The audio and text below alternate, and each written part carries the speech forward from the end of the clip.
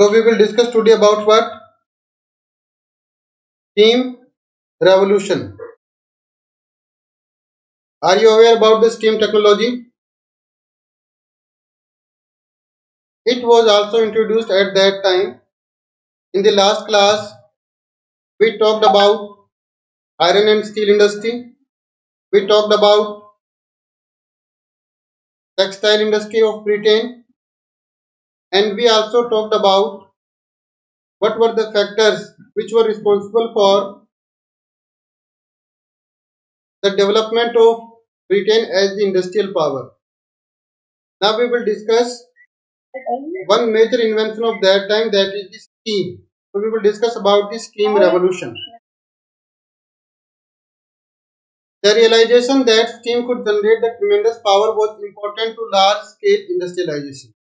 So large scale industrialization could be done at that time because of a new invention, and that invention was of the steam technology, and it was the latest invention of that time. So it was very costly at that time, but still it was a major invention. With the help of that, the transport and the industries could be propelled. Water was the source for the centuries. Hydraulic power was used in Europe for centuries together, because we have also discussed about the hydraulic power in the Roman Empire, where the water mills used to be there to run the wine mill and to grind the flour. So these way of the hydraulic technology was already used, but now the water was used in another kind, and that was by converting it into the steam. But hydraulic power, which was used earlier, that was having some limitation. If we are running a water mill, so that required a regular flow of the water in the stream, and the speed should also be higher. Only then the water mill could be run. But think about the time when the water is not available ample enough in the stream. At that time it could not be used. So there were some limitations of the hydraulic power which was used earlier, but now it was converted into a steam, and by converting into steam it was in a better way. Oxygen, and by the flow of the water, the hydraulic power which was used earlier could be controlled, but now it was much easier with the major invention at that time took place. The steam power was first used in the mining industry, and these mines were the coal and iron ore mines, where the first time the steam power was used. And this is the first steam engine, which was designed by Thomas Savery. This is Thomas Savery. He designed this engine, and with the help of it, he used to generate the steam, and he was using this steam power. It is also called as the miner's friend. In 1698, it was started in use, and it used to drain the mine, because in the mining there used to be waterlogging problem, and water was emptied with the help of this steam engine. So it was a engine which was having very complex function, and it was designed by Thomas Savery. It was not much successful at that time, but to a large extent it was used in the mining industry. This engine worked slowly in the shallow depth. The boiler burst under too much pressure. There was a lot of pressure which was exerted on this steam engine. It could be burst. Its boiler where the steam was generated could be burst. So it was not much successful at that time, but later on many other inventions took place which helped to make it more sophisticated.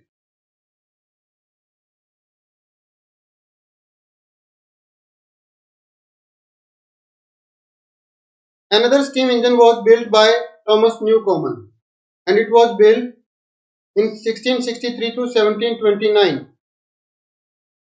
He was between this time, and he designed this engine in 1712. This is the design of the steam engine which was designed by Thomas Newcomen. It was much better than the previous one, but it was also having the defect of losing energy due to the continuous cooling and condensing of the cylinder. There was condensing cylinder, and cooling and heating used to lose a lot of energy. So it was not energy efficient engine which was designed by the Thomas Newcomen. it was also used for the mining industry. Then finally, the most successful engine which was produced, that was produced by the James Watt. And this is the design of that engine. This is the engine which was designed by the James Watt. He developed his machine in 1769.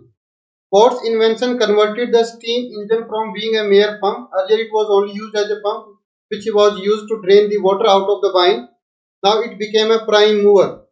It could be used for other industries as well, and it was capable providing energy to the power machine of the factories also.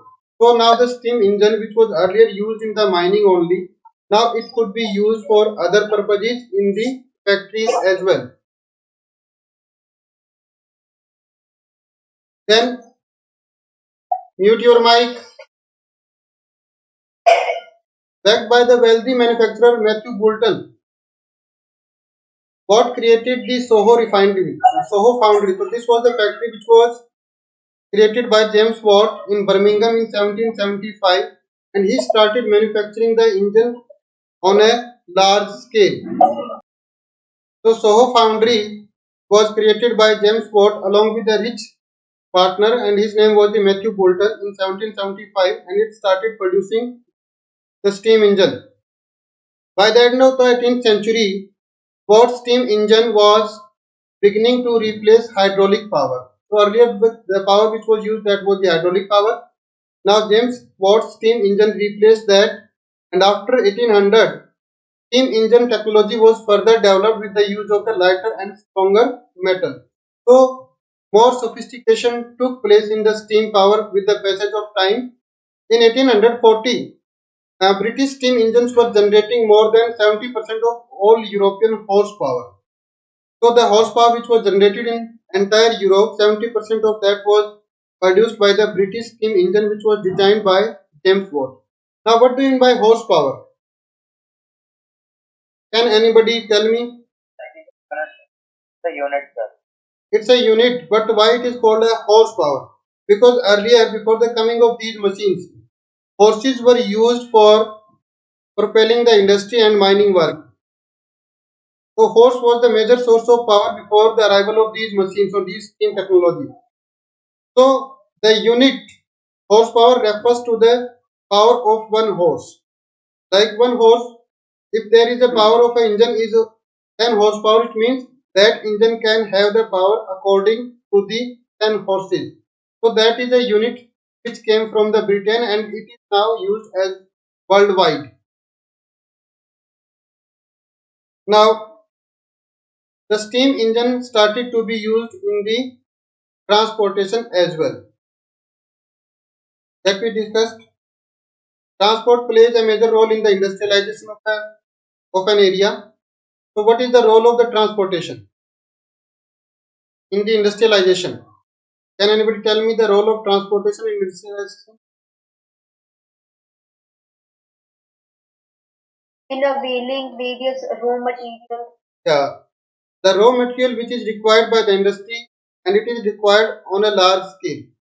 So a good network of transportation is required. If you look at the location of the industry throughout the world and India also, you will find that those areas are having more industries that are well connected with railway transportation, because ordinary transport cannot provide them better services or the raw material in a large scale. The railway transportation is much successful in providing the raw material to the industries on a large scale. Secondly, the finished goods should also be sent to the market, and that also required an efficient network of transportation and communication.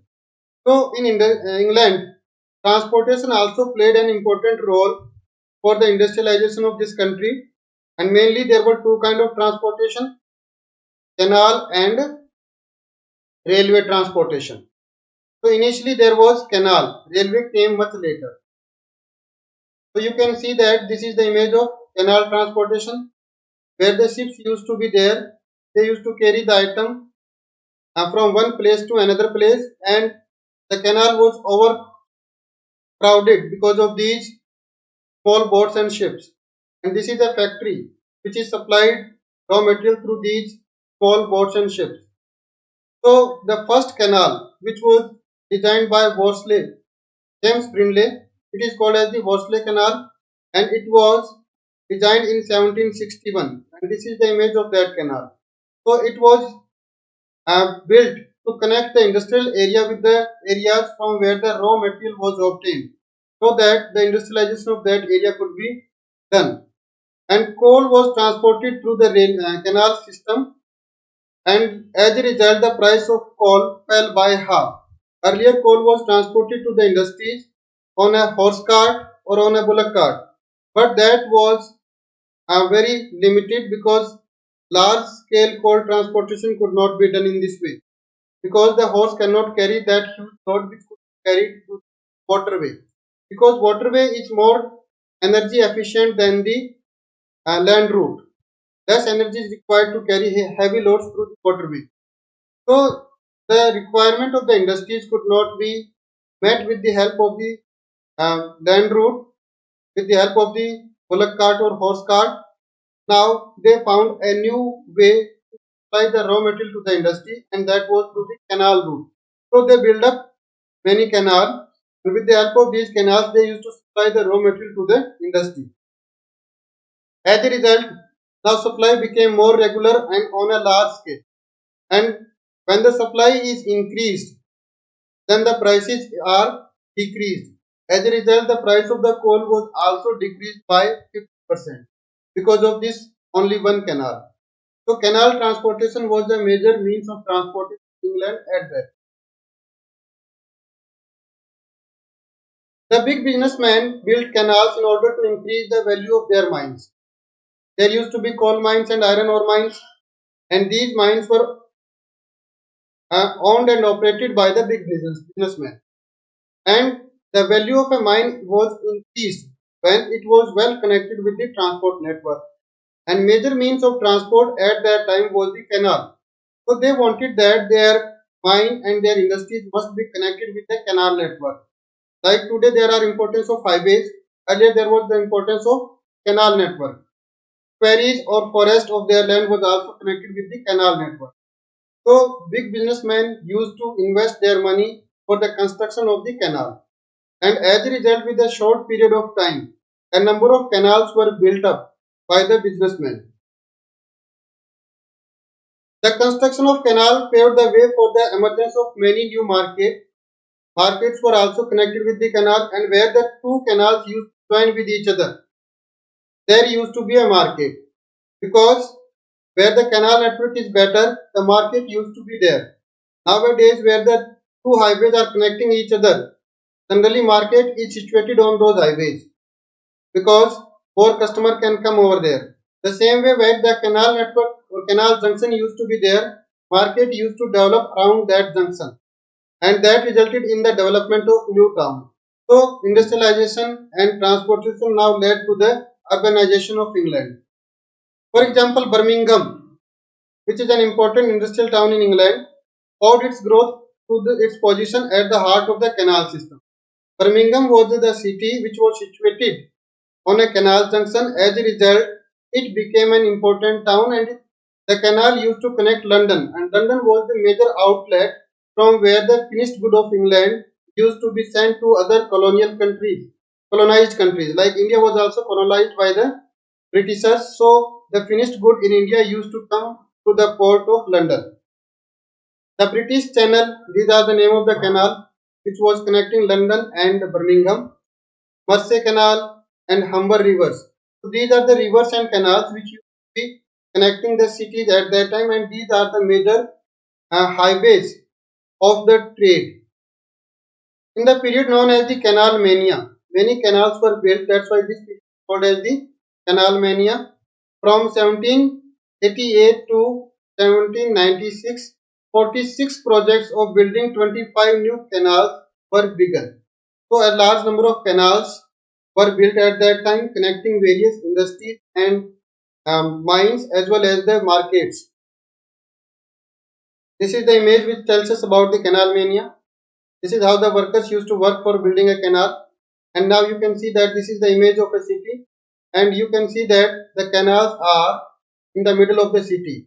So this city developed due to the canal. Now these two canals are joining at each other. So this place can develop as a market. So the cities were well connected with the canal system, and British canal systems were very efficient at that time. And these canals used to be the perennial canal because Britain is a cold country where the water to the river was supplied due to the melting of the snow. So the canals used to be perennial as well. Now come the railway. Canal transportation is having certain limit, but the railway is not having that kind of limit. So what is the limitation of canal? Can you tell me? Can anybody tell me what are the limitations of a canal network?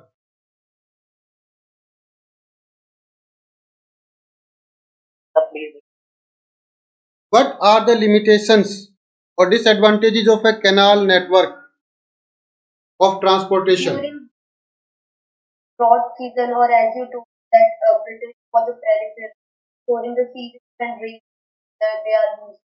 Yes, sometimes the flow of the water in the canal is reduced. As a result, it is not usable for the large vessels. So that is one problem. Sometimes Also, they are narrow. they used to be narrow, so there used to be traffic jam kind of situation also in the canal. So the large number of ships are passing through the canal. So generally there used to be traffic jam in the canal. So traffic jam was a major problem in the canal at that time. And third, only those areas could be connected through the canal and river system where topography is suitable for it. If the topography is not suitable, the land is not suitable for the canal system. Suppose a highland area is there and there is no river, then how it can be connected with the canal system? It cannot be connected with the canal system. So the transportation in those areas where river and canals were not available was a problem. But these problems were sorted out with the coming of the railway because railway can go anywhere.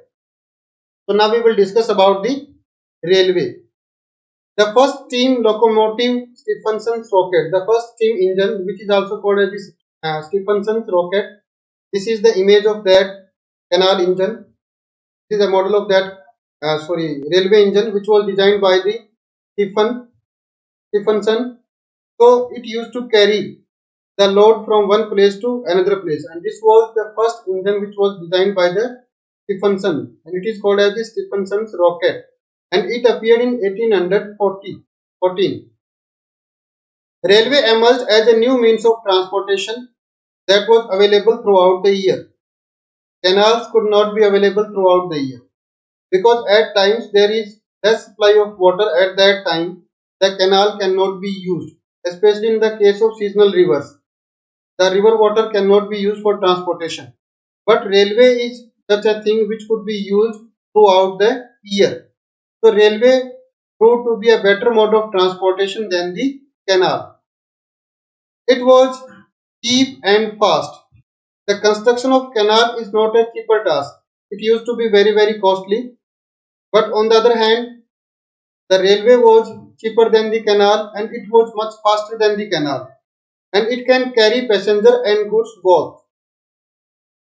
It connected two inventions, new inventions. Then there were two new inventions. First of all, iron track, and then the steam engine was also modified and it was made more efficient. So what kind of track used to be there before the arrival of the iron track? Can anybody tell me? Railway now is using iron track. Sir, I think wooden. Yeah. I think wooden. There was wooden track, and upon that wooden track railway used to function. But there are certain limitations with that wooden track. What could be the limitations of the wooden track? Can anybody tell me the limitations or disadvantage of the wooden track? Break too early. It could be burnt. During some natural disasters, they were prone to break. First of all, it could be burnt. Due to some disaster, or it can be burnt deliberately. Secondly, wooden track does not remain straight throughout the year. Due to the conditions of the climate, they may modify कभी वो सिकुड़ जाती थी, कभी वो expand हो जाती थी, लकड़ी जो हमेशा सीधी नहीं रहती. So that was also a problem, and it could be destroyed by the termites and some other insects. दीमक वगैरह उसको खा सकती है, वो खत्म हो सकती है. It is not having a durability. So wooden track was having certain problems. As a result, the iron track was much better than the wooden track. And wooden track could not be that smoother as the iron track could be. As a result, on an iron track, the same engine can carry huge load, but that could not be carried on a wooden track. So there were certain limitations with the wooden track. As a result, it was replaced with the iron track. And after the arrival of the iron track, the railway became more efficient. And then the steam technology was also improved. So the engine which was carrying less load earlier, now it started carrying more load and with a faster speed. So this is the second engine which was invented at that time. The invention of the railway took the process of industrialization to a second stage. Earlier, the industrialization was there due to the water transportation, but after the arrival of the railway, those areas which were deprived of the industrialization because they were not connected with with the rivers and the canals, in those areas also the industrialization started, and this started because of the coming of the railways. So the areas which were not well connected earlier to be connected with the help of railway. As a result, earlier those areas which did not experience industrialization, now they were also experiencing industrialization. So the areas which were less developed, they also started developing. So that is second stage of industrialization. In 1801, Richard Trevithick had devised an engine called Puffing Devil. So it was a successful engine, and this is the image of the Puffing Devil, the name of this engine. In 1840, railway engine George Stephenson constructed a locomotive called the Blucher. That was another kind of engine that could pull a weight of 30 tons up to a hill at 4 miles per hour. So that speed was increased as well as the capacity of the engine was also increased. So with the passage of time, a lot of improvement took place in the steam engine and the railways. The first railway line which was there at that time which connected the cities of Stockton and Darlington, and it was of the distance of 9 miles. That was completed in 2 hours at the speed of 25 kilometer per hour. So this is the image of that railway line which connected this Stockton and the Darlington, and that was the first railway line which was introduced in England.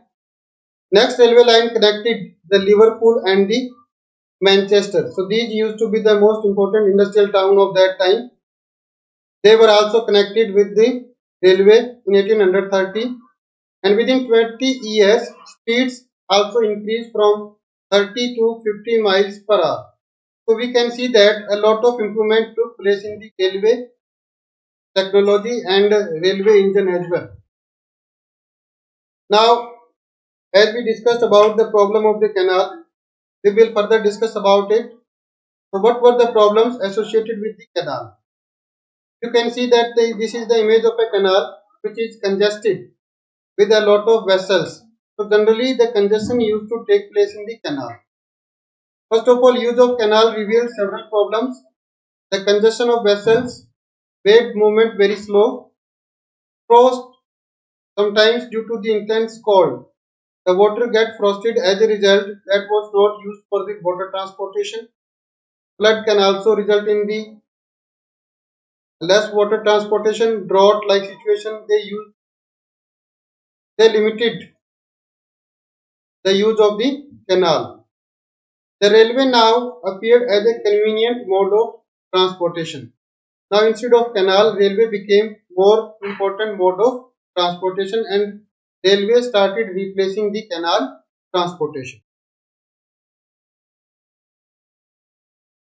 Between 1830 to 1850, about 6,000 miles of railway opened by the Britain. During the little railway mania, like there used to be canal mania earlier, now there started the railway mania.